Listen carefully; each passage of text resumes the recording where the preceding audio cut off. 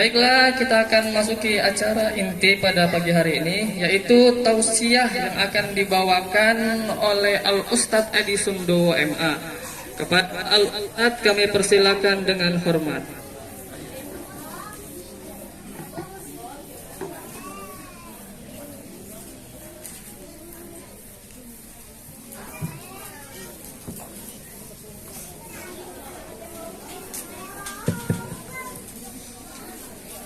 Bismillahirrahmanirrahim. Assalamualaikum warahmatullahi wabarakatuh.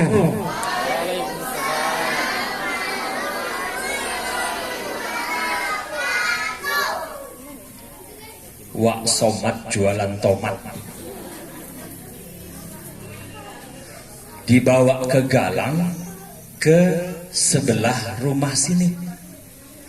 Kalau satu kali mungkin kurang semangat, kita coba ajak salam sekali lagi.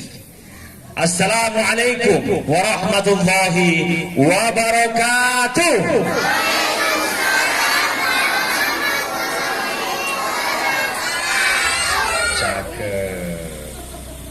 Alhamdulillahirabbil alamin, hamdan syakirin, hamdan na'imin.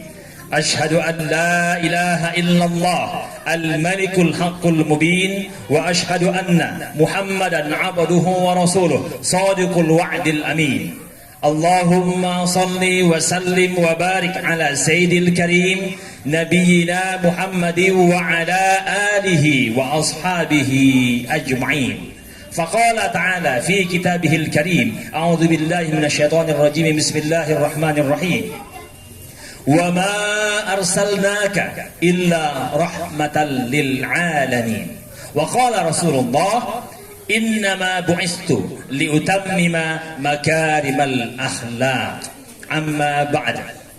Engkang kaping sepindah, semoga kita ngaturaken puji syukur wonten ngarsane Allah Ta'ala nggih.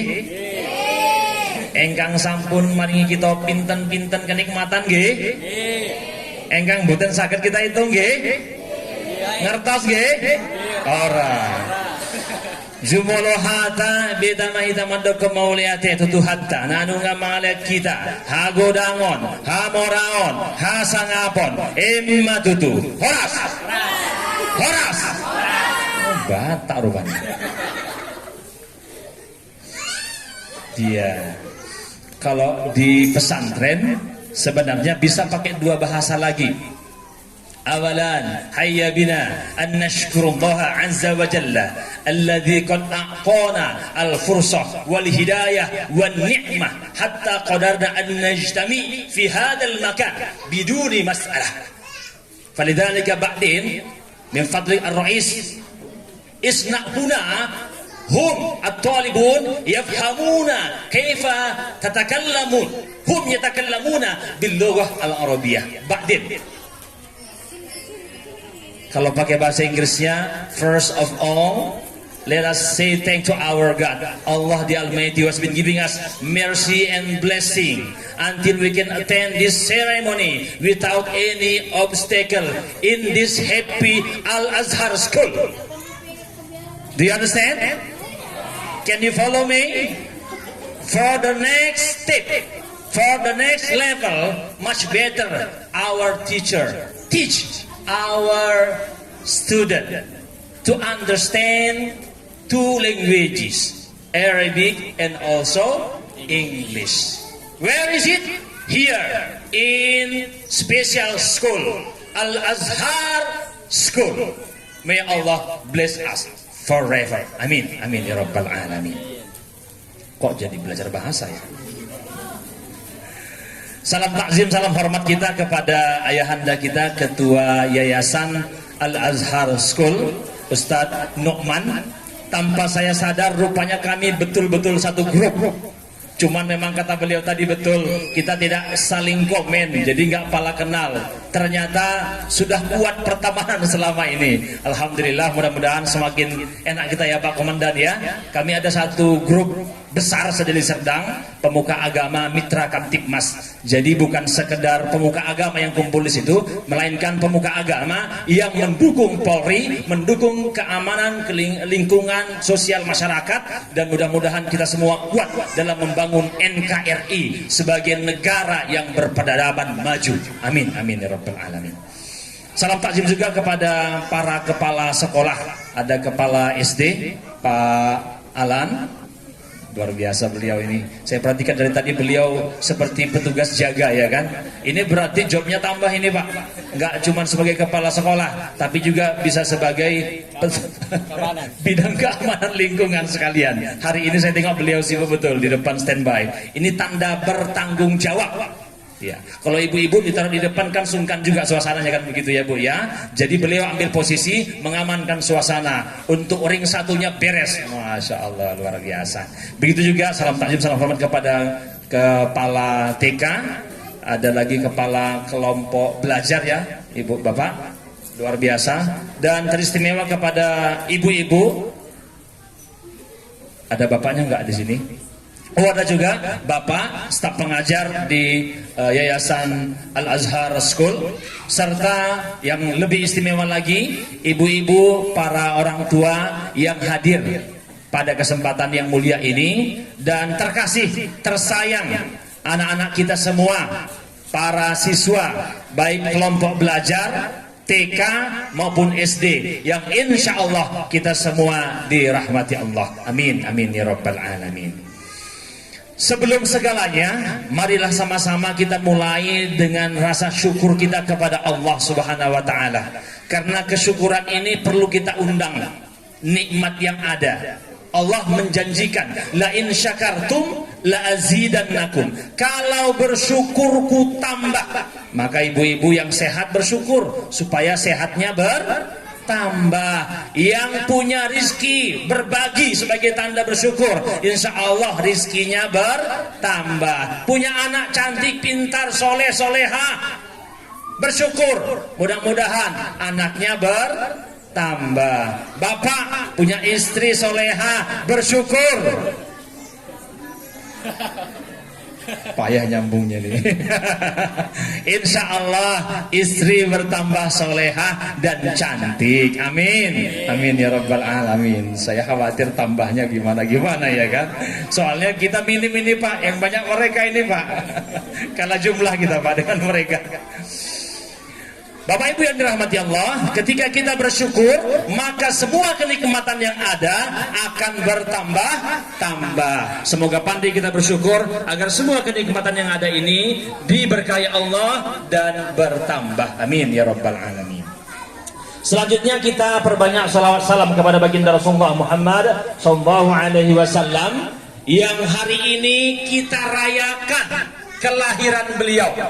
Yuk semuanya, abang-abang, kakak-kakak yang cantik, berselawat kita ya, bisa? Selawat yang umum dulu ya. Salatullah, salamullah, ala toha rasulillah. Salatullah, salamullah, ala yasin habibillah. Tawassalna bibismillah wa bil hadi rasulillah wa kulli mujahidin lillah bi ahlil badri ya Allah. Masya Allah, luar biasa. Mudah-mudahan dengan banyaknya selawat salam kita kepada baginda Rasulullah, termasuklah kita yang mendapatkan syafaat nantinya. Amin, amin ya rabbal alamin. Hadirin yang dirahmati Allah, kita hari ini bicara maulid. Maulid itu perayaan kelahiran. Siapa yang lahir? Baginda Rasulullah. Kapan lahirnya? Ayo, kapan baginda Rasulullah lahir? Hari apa? Hari Senin. Tanggal berapa?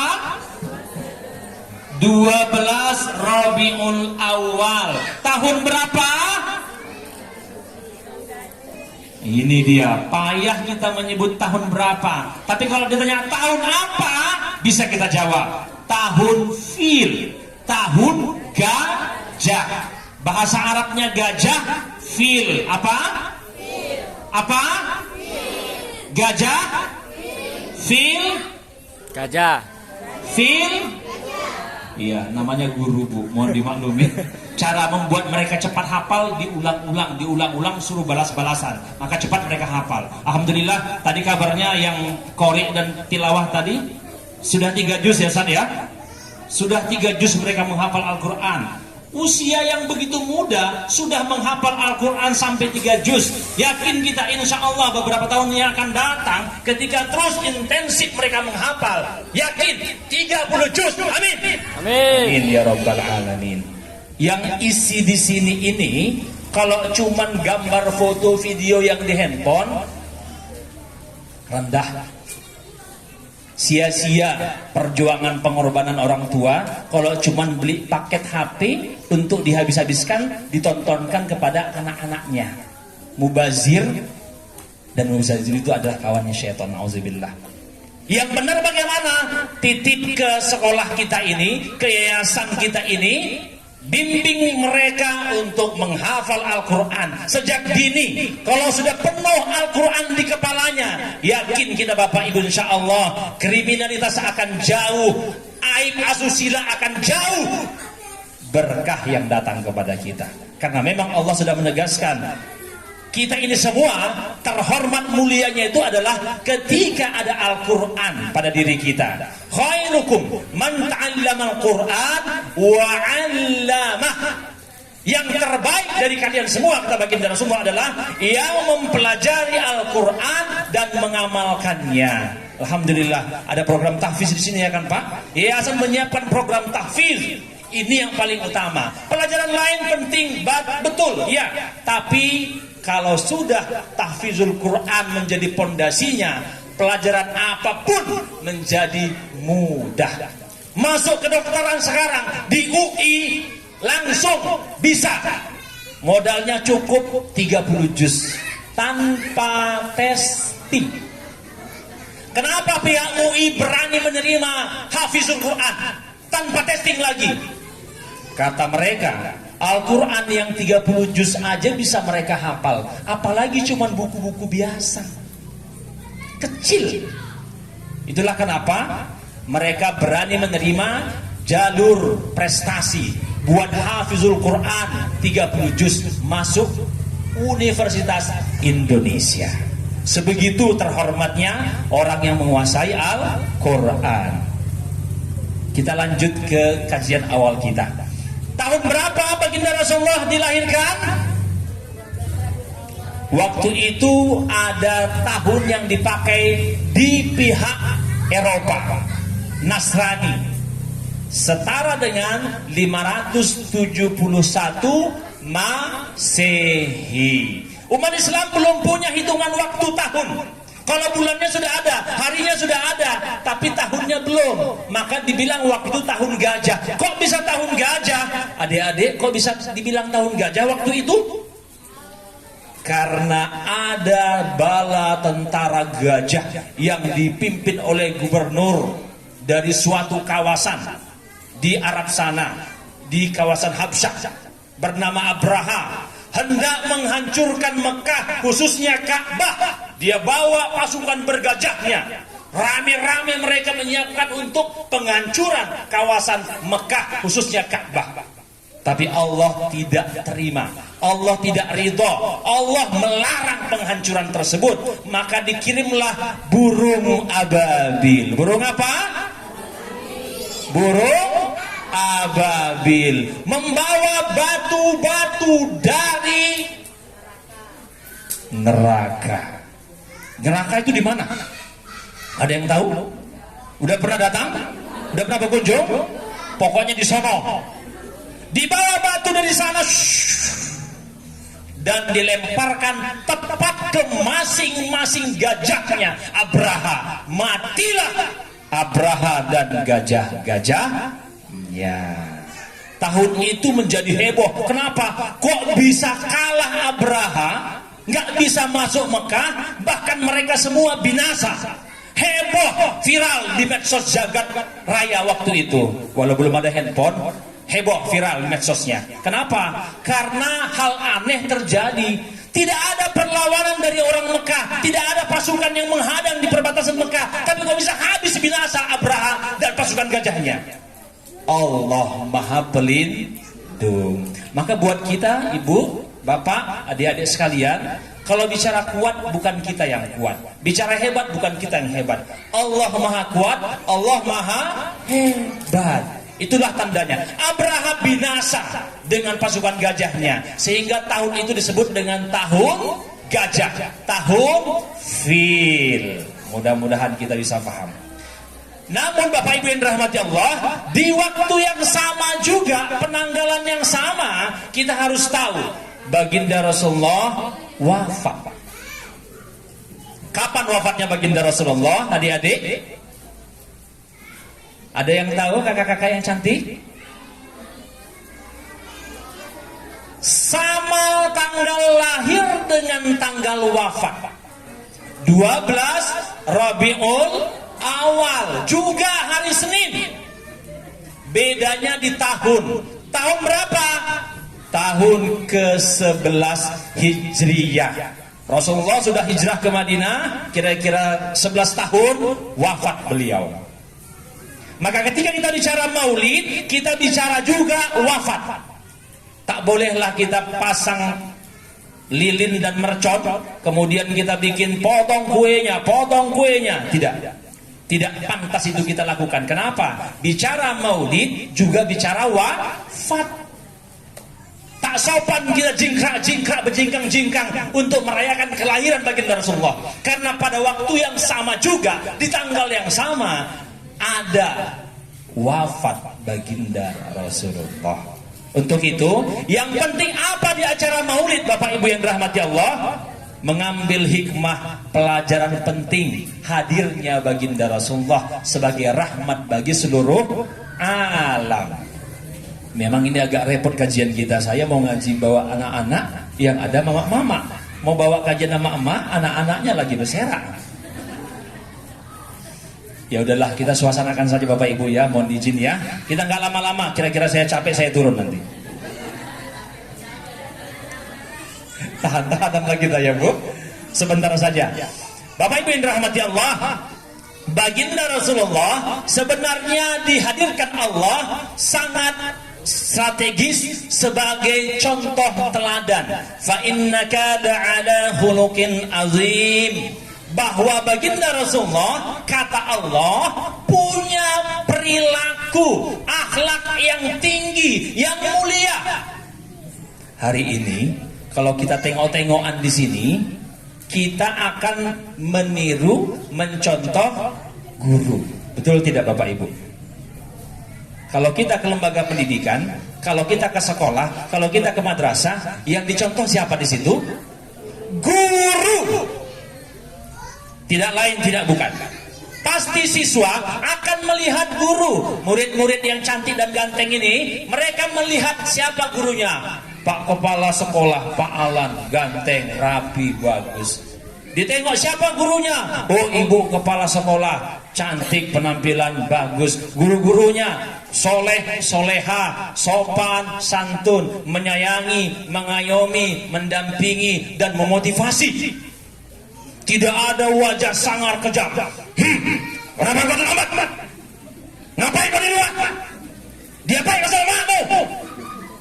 Tidak ada kata-kata itu yang muncul.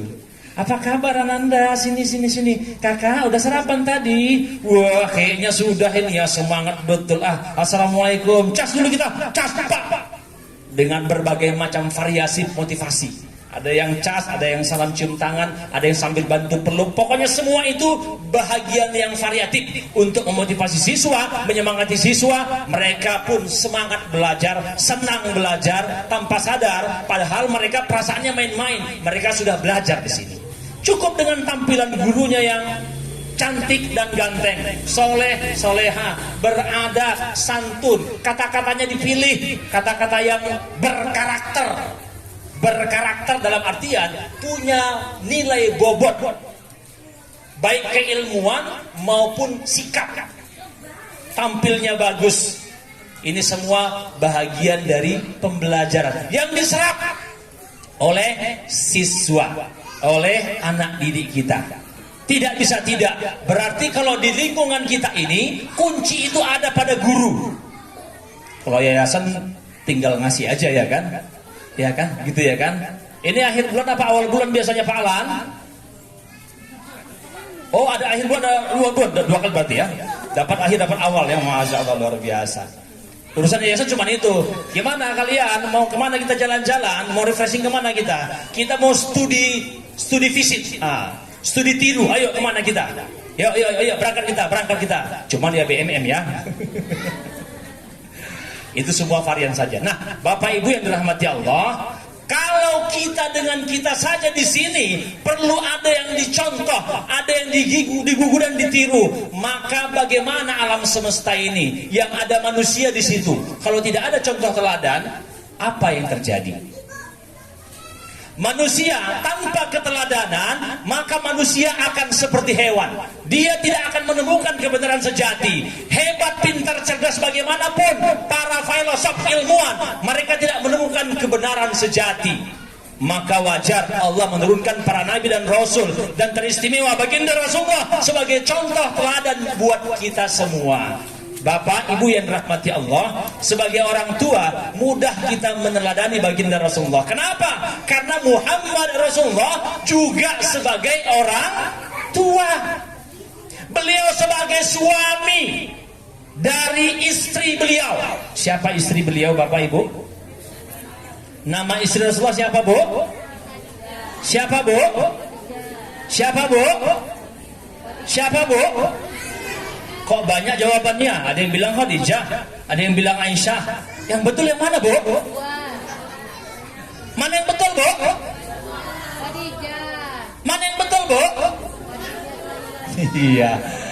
Memang baginda Rasulullah tidak beristri satu. Payah bahasnya, Bu, tapi saya kasih tahu sedikit saja ya kan. Ketika baginda Rasulullah sudah dewasa, beliau dengan izin Allah dan upaya-upaya lingkungan lah kalau bisa dibilang, para sahabat dan keluarga, berjodoh dengan wanita janda kaya raya lagi mulia. Panggilannya saja pun istimewa waktu itu, padahal itu musim penghinaan, kriminalisasi atau diskriminasi kepada kaum wanita, karena wanita waktu itu dianggap tidak punya tempat di masa jahiliyah. Tapi justru Khadijah keistimewaannya luar biasa. Dia dipanggil sebagai ratu, dalam tanda kutip ya, ratunya orang Mekah, ratunya suku Quraisy, sampai seperti itu. Dan beliau dipanggil dengan panggilan Khadijah At-Tahirah, Khadijah yang suci. Kenapa dipanggil sebagai Khadijah yang suci? Karena sikap tindak tanduknya mulia. Sejak beliau berkehidupan, baik ketika suami pertama kedua meninggal, kemudian beliau menjadi janda, tidak ada hal yang aneh. Bahkan berhala pun tidak disembah oleh Khadijah. Dermawan, suka bantu tetangga, orang-orang yang kurang mampu, yang prihatin, seperti janda-janda atau yang jompo-jompo lah kita bilang begitu ya, disantuni sehingga orang memuliakan Khadijah. Dan baginda Rasulullah menikah dengan Khadijah. Ketika pernikahan mereka, tidak ada wanita lain di hatiku. Ketika baginda Rasulullah menikah dengan Khadijah, tidak ada istri kedua, ketiga, keempat, dan kesembilan. Betul? Betul? Betul, Bu? Makanya wajar kalau ibu bilang tadi Khadijah. Iya, betul memang. Istri pertama baginda Rasulullah Khadijah, dan punya anak beliau dari Khadijah. Masya Allah, tabarakallah. Dan ini menjadi iktibar penting, pelajaran buat kita bahwa baginda Rasulullah itu lelaki setia. Masya Allah, luar biasa ya Bu ya. Jadi kalau ada suami di rumah, yakinkan, Bang, kata Pak Ustadz tadi, baginda Rasulullah itu laki setia. Karena begitu menikah dengan Khadijah, tidak ada wanita lain di hatinya, Bang. Luar biasa ya Bang ya. Tolonglah Bang, jadikan aku seperti Khadijah ya Bang. Nanti suami akan jawab itu, oh iya dek ya, begitu ya. Baiklah dek, insya Allah abang akan setia kepadamu dek. Cuman memang ada bedanya sedikit. Khadijah itu janda kaya raya. Waktu itu baginda Rasulullah itu dalam tanda kutip dilamar. Karena Rasulullah itu hanya sebagai agen pembawa barang dagangan. Yang sukses dengan jujur, duluan pulang, duluan berhasil, dan paling banyak harta yang didapatkan dari bisnis jualan ke negeri Syamnya. Sehingga Khadijah pun jatuh hati. Kemudian telangkai-telangkai pun berupaya menjodohkan mereka berdua dan dilangsungkan pernikahannya. Bisa lah dek, kalau gitu dek, tolong dulu mana harta warisan itu kumpul-kumpulkan sama kita. Biar abang setia kepada aku dek, insya Allah. Karena Khadijah itu begitu Mbak dek. Bukan cuma cerita setia ya, Khadijah itu menghabiskan hartanya. Sampai pernah Khadijah mengatakan, abang, andai diperlukan nyebrang ke seberang, tak ada titi, pakai badanku bang, untuk abang berdakwah ke seberang. Siap ini bang, adik Dijah ini siap ini bang, untuk jadi titi abang nyebrang, berdakwah bang. Bayangin Bu, Khadijah rela dirinya, tubuhnya jadi titi untuk menyeberang baginda Rasulullah, berdakwah ke sebelah, ke seberang-seberang. Begitu kan dek, Khadijah itu gitu kan dek. Iya bang ya, iyalah. Kalau gitu pergilah bang berdakwah bang, tiap malam bang, gak usah pulang-pulang, gak apa-apa lah, bandilah bang. Udah payah cakep kita bang. Keseimbangan maksudnya ya. Begitulah sedapnya sebagai suami dan begitulah sedapnya sebagai istri, saling mendukung, saling menguatkan. Habis harta Khadijah untuk mensponsori, dalam bahasa orang sekarang, mendukung dakwah baginda Rasulullah. Wajarlah Aisyah cemburu. Ibu, ini tahapan kedua. Aisyah itu wanita cantik jelita, anak atau putri dari sahabat Rasulullah yang khalifah pertama, Abu Bakar As-Siddiq. Abu Bakar ini adalah sahabat Rasulullah, termasuk yang awal-awal masuk Islam, orang kaya dan terhormat di Mekah, yang sama-sama hijrah bersama Rasulullah ke Madinah. Anak dari Abu Bakar dipersunting oleh baginda Rasulullah sejak usia remaja, Aisyah. Sepeninggal baginda Rasulullah ditinggal oleh sang istri tercinta Khadijah, maka Aisyah melanjutkan urusan rumah tangga baginda Rasulullah. Aisyah cemburu. Kenapa? Rasulullah tetap ingat kepada istri pertama. Khadijah lagi. Apa-apa Khadijah. Nengok ada kawan Khadijah lewat, dibilang-bilang ini kawannya Khadijah. Datang nanti saudaranya dari Khadijah, dibilang ini saudara Khadijah. Ada makanan nanti dibikin lebih untuk saudara-saudara Khadijah. Khadijah lagi. Sampai cemburu Aisyah kepada Khadijah. Padahal Khadijah sudah wafat, sudah lama. Aisyah cantik, kurang cantik apa beliau? Tapi beliau cemburu sebab baginda Rasulullah mengingat terus jasa dan kenangan bersama Khadijah. Maka ibu gak usah khawatir, buatlah kenangan manis, kenangan indah kepada suami. Suatu ketika andai ibu duluan, akan cemburu istri kedua itu, karena suami ibu akan tetap mengingat ibu terus dan terus. Cocok ya Bu? Gimana Bu, cocok? Begitulah rumah tangga yang ada di masa baginda Rasulullah, yang bisa kita tiru.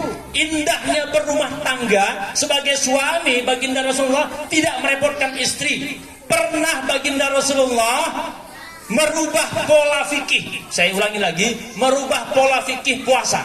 Dan ini bisa menjadi patokan hukum fikih kita dalam berpuasa.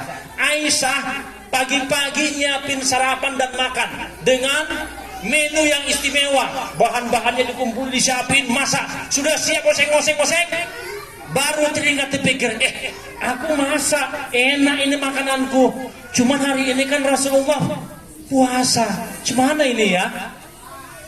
Rasulullah waktu itu tahu istri kadung masak.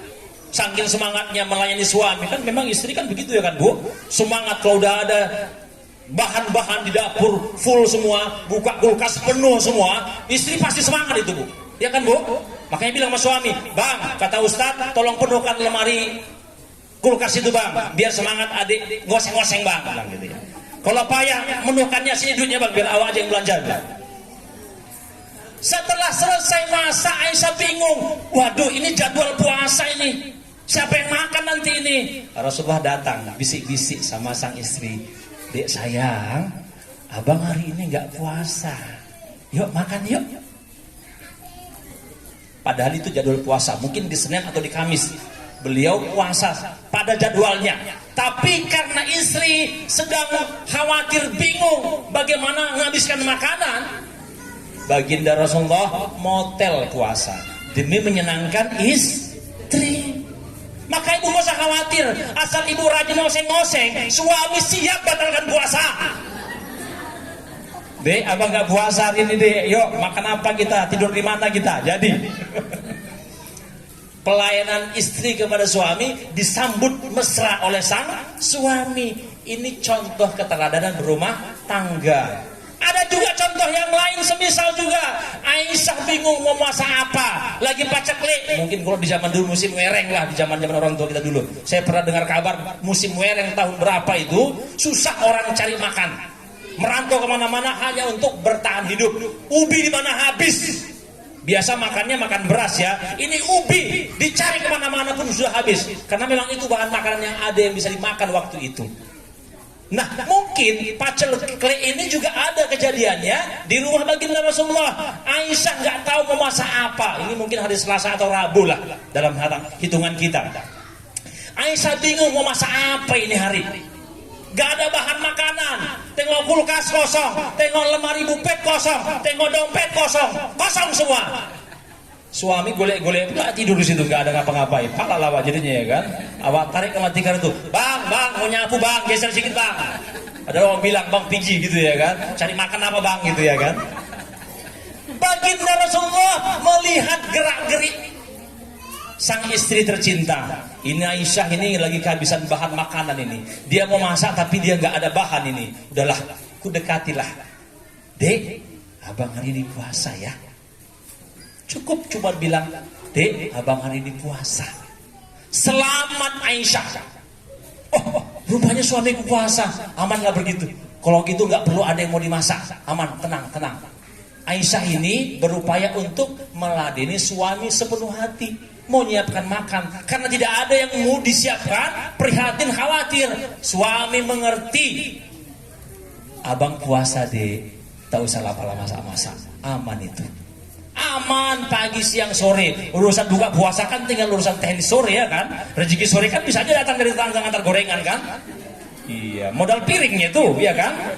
Jangan pulangi dulu, tunggu datang rezeki berikutnya baru siapkan piring antar baliknya. Kan begitu ya kan Bu?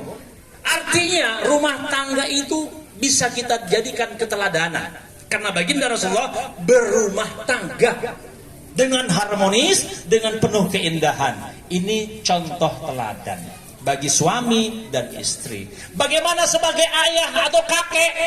Ini anak-anak kita ini di usia yang semisal dengan Hasan Husin. Ketika baginda Rasulullah dan para sahabat sholat berjamaah, berarti di masjid itu ya Bu ya, Rasulullah mengimami sholat, sahabat makmum di belakang. Hasan Husin naik ke pundak baginda Rasulullah, main kuda-kudaan. Sampai lama sujud baginda Rasulullah, sahabat bingung, ini Rasul kok gak bangun-bangun ini, gak bangkit-bangkit ini, apa cerita ini? Tapi sahabat gak ada yang komen, gak ada yang angkat kepala. Rasulullah, kemana ini, lanjut gak? Gak ada yang begitu, diam saja nunggu sampai lama betul. Kalau kita kira-kira sampai merah muka itu Pak Ustadz ya, sampai megap kita barangkali. Ditunggukan, apa yang ditunggu? Hasan Husin selesai kuda-kudaan. Tidak dikolehkan begini, tidak dijongkokkan, dijatuhkan, ditunggu sampai selesai. Sabarnya baginda Rasulullah kepada cucu beliau, sabar sampai selesai kuda-kudaan, baru bangkit, kemudian tasyahud dan salam. Sahabat bertanya, Kok lama kali ya Rasulullah sujud kita tadi, kenapa ini? Aku tidak mau mengganggu cucu-cucuku main-main. Bayangin Bapak Ibu yang rahmati Allah dan para guru sekalian, Rasulullah paham psikologi anak. Di usia ini mereka nggak tahu itu mana benar mana salah. Tahu mereka semua benar, tak ada yang salah. Duduk mereka, ada yang nengok kemari, bagus. Ada yang duduk nengoknya ke sono, bagus. Ada yang duduk tidak nengok kemana-mana, tertunduk, ngantuk, bagus. Ada yang sibuk selonjoran sambil nulis-nulis, bagus. Ada yang perosotan di belakang, bagus. Mamanya itu perosotan juga, bagus. Ini tidak jadi masalah ketika kita paham secara psikologis anak di bawah umur maunya dia. Maka sebagai guru, sebagai orang tua, kita mengerti usia mereka ini usia bermain. Biarin main-main. Yang penting main-mainnya terarah dan aman. Saya melihat suasananya aman ya Pak ya. Kalau di suasana aman, ada pagar pembatas, berarti nggak bebas sembarang keluar masuk orang, dan anak kita terjaga, safety-nya bagus. Suasana di dalam juga perosotannya tidak sampai curam. Wow, 90 meter pula unyot gitu ya, gak membunuh namanya. Dibuat suasana nyaman, lembut, nyantai. Cuman sekitar 2 meter itu gak sampai pun barangkali tingginya. Nyaman, anak-anak perosotan, bolak-balik, karepe kono bahasa Jawanya. Karena itu masa mereka. Salah kita kalau membuat mereka, hei diam, duduk semua di sini, dengarkan Pak Ustaz. Enggak boleh. Kenapa? Bukan itu buat mereka. Biar mereka ekspresi dengan gaya mereka. Karena masih di situ mereka. Tapi kok yang SD kelas 2 ada, angkat tangan. SD kelas 2 ada di sini. SD kelas 3 di sini ada. Kelas 3 ada. Lihat bagaimana sikap mereka. Mereka sudah sopan, sudah duduk, sudah ngerti adab berilmu bagaimana. Duduk mendengarkan majelis ilmu. Mereka sudah paham. Kalau ada anak SD kelas 3 yang lari-lari ke sana kemari, baru kita bertanya, kowe kelas piro? Nah, begitu. Yang TK-TK ini silahkan. Yang penting aman. Ini psikologis yang dicontohkan baginda Rasulullah. Ada sekolah di sini ya Pak, sekolah di sono, karakter pembentukan karakternya itu seperti militer dibikin. Hai, sana, geser, yang ujung, matamu, tengok. Memang efektif, saya ulangi lagi, memang efektif, ngefek anak-anak jadi. Tapi itu pembunuhan karakter. Boleh kita bilang, teruskan, hormat, geser tempat, boleh dengan standar yang benar. Tapi jangan sampai bilang matamu, woi kupingmu, dengkulmu. Pantang kita mengucapkan kata-kata yang merusak batin, merusak mental, merusak karakter. Terekam itu di kepala mereka, di ingatan mereka, matamu. Oh, berarti nanti kalau marah-marah bilang matamu. Sampai ke rumah ada orang lewat, hei matamu, katanya sama orang lewat. Yang lewat itu jago, turun dia. Apa kau bilang? Ketepak, main. Rusak kan? Gara-gara kita mulakan cara salah, itu ngefek terus panjang kemana-mana. Inilah perlunya pendidikan karakter dengan tahapan psikologi yang benar. Rasulullah mencontohkan itu, kita wajib ikuti. Apalagi ya yang penting. Terakhir, Bapak Ibu yang dirahmati Allah, baginda Rasulullah tidak tanggung-tanggung dalam urusan bela agama. Tadi sudah disebutkan di awal, Rasulullah menghabiskan harta Khadijah dan harta beliau untuk menegakkan agama Allah.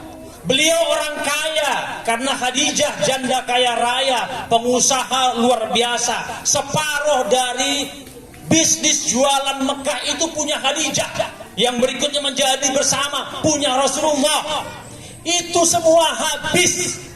Baginda Rasulullah cuma punya baju di badan, tikar, kalau bahasa kita tikar beginilah ya, tikar purun atau tikar plastik, sekedar tikar untuk tempat tidur yang kalau bangun baginda Rasulullah nempak di punggung beliau, cap tikar. Sampai sebegitunya baginda Rasulullah habis-habisan untuk membela agama, membela kebenaran Islam, menegakkan li'ila'i kalimatillah.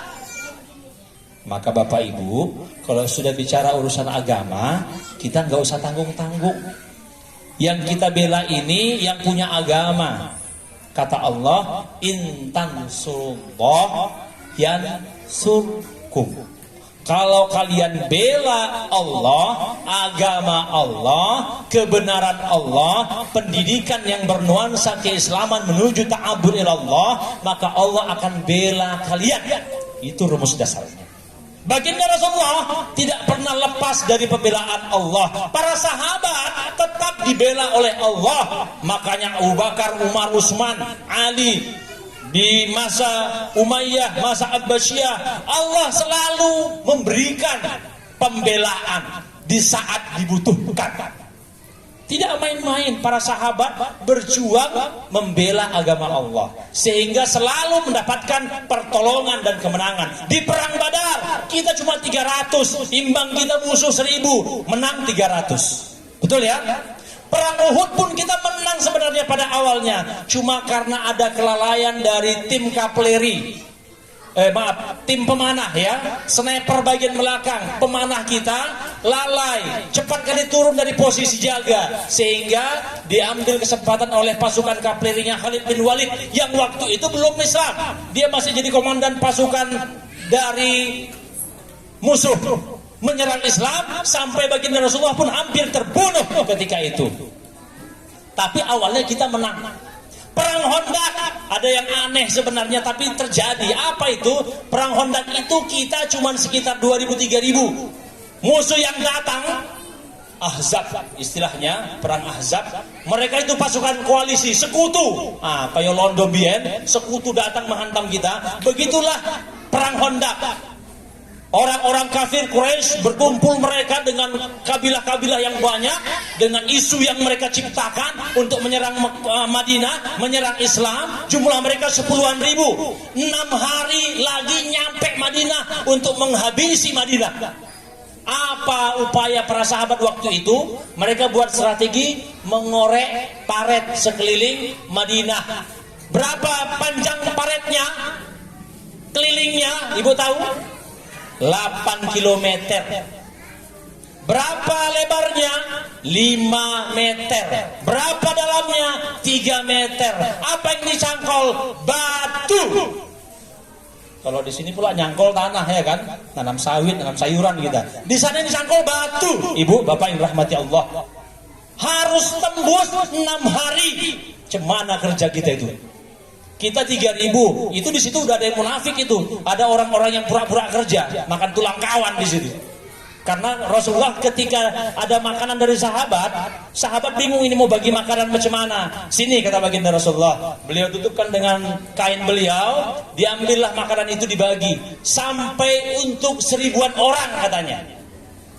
Makanan yang cuma semangkok sedikit itu cukup untuk 1000-an orang, dibagi untuk orang yang kerja semua.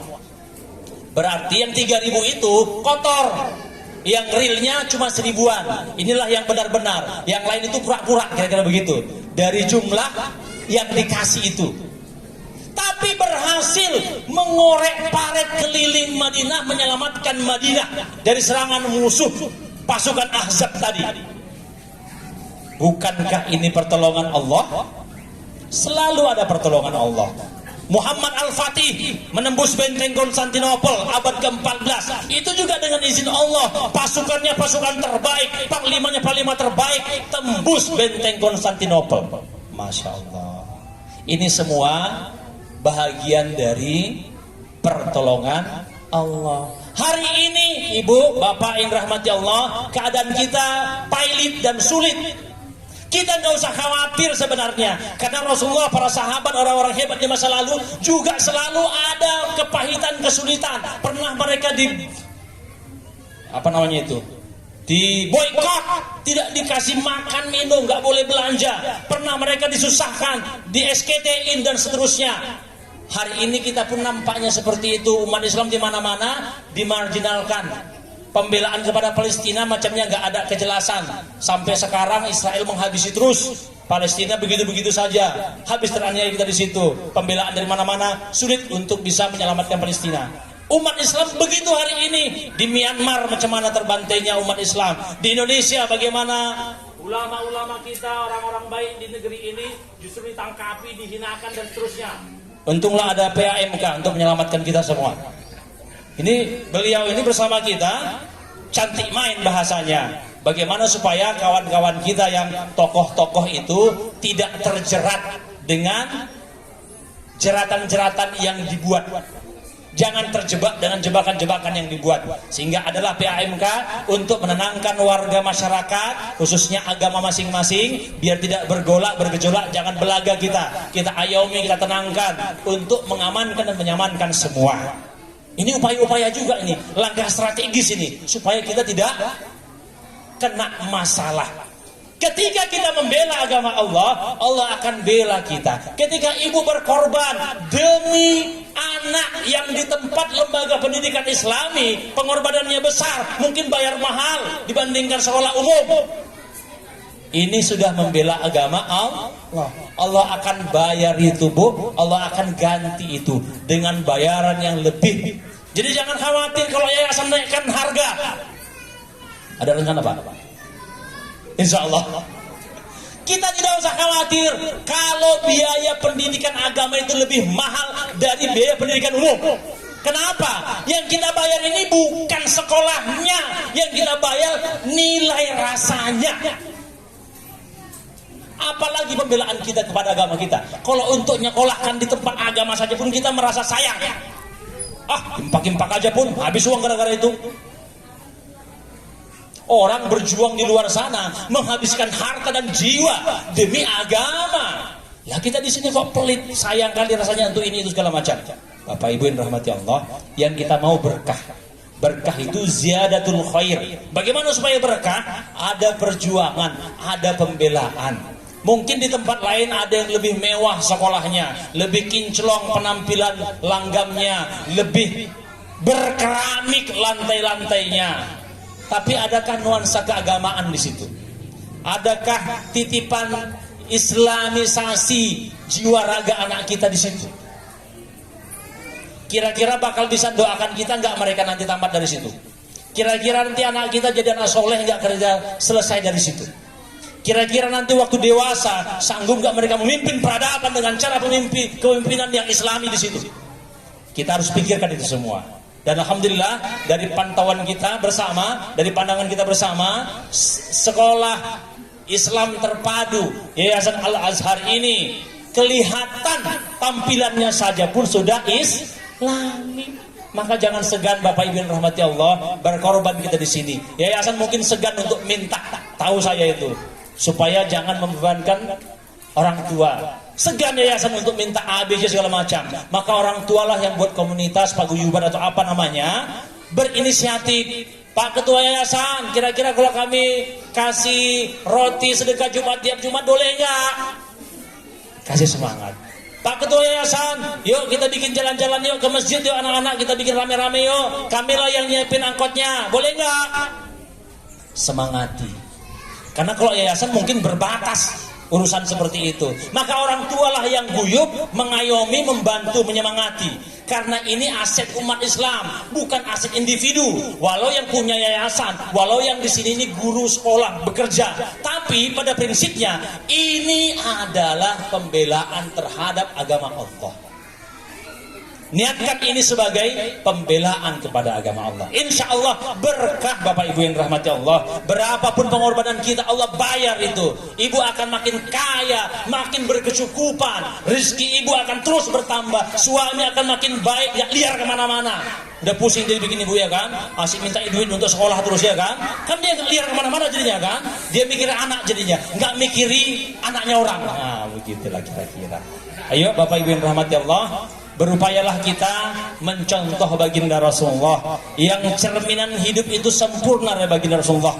Apapun beliau bisa kita tiru sebagai suami, sebagai istri rumah tangga, sebagai kakek, sebagai guru. Ada contoh dari baginda Rasulullah. Kita ikutilah itu, mudah-mudahan berkah hidup kita, kuat kita semua dalam kebersamaan, dan anak-anak yang Allah titipkan kepada kita benar kita amanah mengurusinya dengan memberi mereka makanan yang halal, yang sehat, yang baik, mencukupi kebutuhan pendidikannya, khususnya dalam hal urusan keberagamaan, agar mereka menjadi hamba Allah yang bertauhid, tunduk kepada Allah, dan siap jadi pemimpin di masa depan nantinya. Amin amin ya rabbal alamin.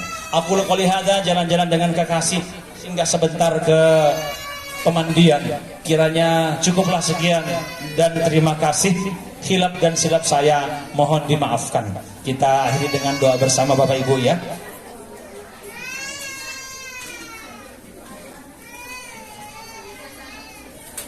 Ayo abang-abang ganteng, kakak-kakak cantik, duduk yang manis semuanya.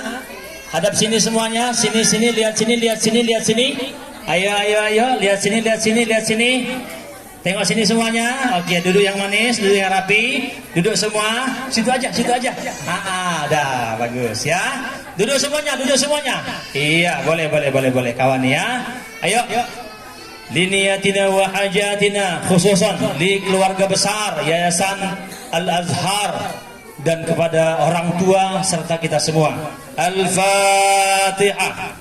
أعوذ بالله من الشيطان الرجيم بسم الله الرحمن الرحيم الحمد لله رب العالمين الرحمن الرحيم مالك يوم الدين إياك نعبد وإياك نستعين اهدنا الصراط المستقيم صراط الذين أنعمت عليهم غير المغضوب عليهم ولا الضالين آمين. نعوذ بالله من الشيطان الرجيم بسم الله الرحمن الرحيم الحمد لله رب العالمين الصلاة والسلام على أشرف الأنبياء والمرسلين وعلى آله وأصحابه أجمعين. اللهم أنت السلام ومنك السلام يا رب العالمين. اللهم اغفر لنا ذنوبنا واغفر ذنوب آبائنا وأمهاتنا واغفر ذنوب أساتذتنا ومعلمينا واغفر ذنوب المسلمين والمسلمات والمؤمنين والمؤمنات الأحياء منهم والأموات برحمتك يا أرحم الراحمين. اللهم يا رحمن يا رحيم. Pada pagi menjelang siang ini berkumpul kami di acara mulia ya Allah, mengagungkan kekasih-Mu Rasulullah Muhammad. Kami rayakan kelahiran beliau, kami besarkan nama beliau, kami syiarkan ajaran beliau dengan kemegahan acara hari ini ya Allah. Berkahilah kami, ridhoilah kami yang melaksanakan acara ini dan yang hadir dalam acara ini ya Allah. Jadikanlah ini sebagai ibadah dan sebagai tanda kami cinta kepada kekasih-Mu Muhammad ya Allah. Allahumma ya Rahman ya Rahim. Jadikanlah ini sebagai wasilah, sebagai alasan kami mendapatkan syafaat dari kekasih-Mu Rasulullah ya Allah, sehingga kami semua mendapatkan syafaat. Allahumma ya Rahman ya Rahim. Kami berkumpul bersama, berjamaah bersama, berupaya menyatukan hati-hati kami ya Allah, agar hati kami bersama membangun peradaban Islam melalui langkah kecil kami di lembaga pendidikan yang kami cintai, Al-Azhar School ini ya Allah. Jadikanlah amal kami di lembaga ini sebagai amal soleh yang Kau ridhoi, untuk menjadikan anak-anak kami yang belajar di sini sebagai anak-anak yang baik akhlaknya, pintar cerdas intelektualnya, benar amal solehnya, bermanfaat bagi agama, nusa dan bangsa, serta menjadi qurrata a'yun, kebanggaan bagi orang tuanya ya Allah. Allahumma ya Rahman ya Rahim. Mudahkanlah kami untuk urusan dunia kami, urusan pendidikan anak-anak kami, urusan kehidupan kebersamaan kami, dan jadikanlah kami semua sebagai hamba-Mu yang Kau lindungi, Kau lingkupi dan Kau berikan rasa aman dan nyaman di antara kami. Allahumma ya muqallibal qulub, tsabbit qulubana ala ta'atik. Ya Allah yang maha membolak-balikkan hati, balikkanlah hati kami yang keras menjadi lembut, yang angkuh sombong menjadi santun dan rendah hati. Jadikanlah kami sebagai orang-orang yang berupaya untuk memperbaiki diri atas segala kelemahan, kekurangan, kekhilafan dan kesilapan yang mungkin masih ada selama ini. Berikan kami kemudahan untuk bangkit menjadi lebih baik, membangun negeri yang kami cintai ini, membangun peradaban agama yang kami yakini benar ini ya Allah, dengan ridho dan kasih sayang-Mu ya Allah. Ya Rahman ya Rahim, kami menginginkan, mengharapkan anak-anak kami menjadi anak yang soleh dan solehah. Bimbing kami dan bimbing mereka ya Allah. Berikan hidayah-Mu kepada kami dan kepada mereka anak-anak kami ya Allah. Dan lindungi mereka dan kami ya Allah. Berikan mereka yang terbaik sebagai jalan kebenaran dari-Mu ya Rahman ya Rahim. Jadikan mereka sebagai orang-orang yang punya manfaat di masa depan, yang menjadi pemimpin di masa depan, yang bisa memberikan ketentuan kebaikan di masa depan dan membawa perubahan yang baik di masa depan, di masa mereka ya Rabbal Alamin. Irhamna fa innaka khairur rahimin. Rabbana zalamna anfusana wa illam taghfir lana wa tarhamna lanakunanna minal khasirin.